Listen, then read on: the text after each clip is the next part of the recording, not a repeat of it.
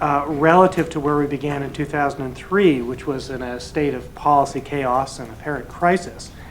And the province has made various attempts at stabilization.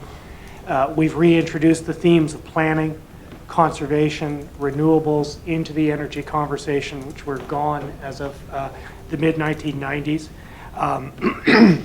Sorry. The coal phase-out stands out as a signature achievement for the Métis government. The bad news is I think that the stabilization that we achieved was always more apparent than real. And we were drifting very much towards increasingly ad hoc approaches to decision-making. And I think actually the consequences of that have played no small role in what's happened over the past 48 hours. Thinking about this from a going forward perspective, there were some questions that came to my mind in terms of what an incoming premier might want to think about. One clearly is this question of what are the implications of falling demand for electricity policy, and in particular, I'm sorry, how do we move towards a system model that is sufficiently adaptive to cope with these very uncertain circumstances? I mean, Don Drummond talked about this cone of uncertainty, about where the province is going. It gets wider the further we go out.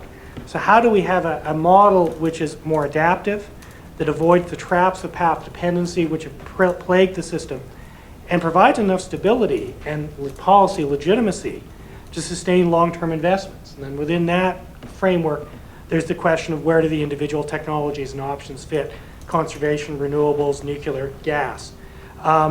There's a question out there, I'll put it on the table, about the extent to which the province is still committed to developing a renewable energy manufacturing and services sector in the province.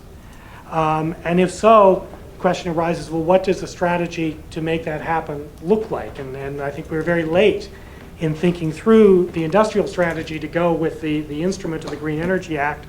I think questions around storage, grid connections with other jurisdictions are clearly going to be central to any further expansion of the role of renewables and to deal with issues of intermittency.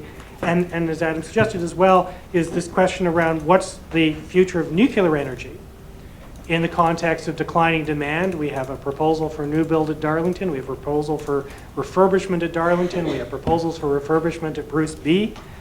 Where does all of that sit in the context of shrinking demand? The sale of AACL, which was the centerpiece of the nuclear industrial strategy for Ontario.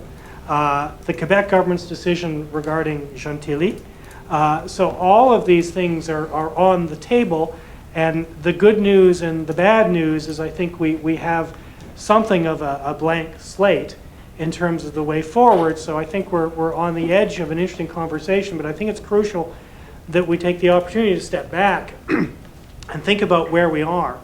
I think an incoming government is going to be tempted to try and continue the ad hocery and precisely avoid touching the bigger questions. I think that is potentially a very dangerous path. It's one which will blow up in the government's face again. So I think we need to do some thinking about what are the challenges facing the system, what do we want it to do for us, and what kind of characteristics do we want the system to have, and then talk about the role of the specific technologies and options within that context, in terms of what can they do to help us in terms of advancing those system characteristics. And I'll leave it at that one.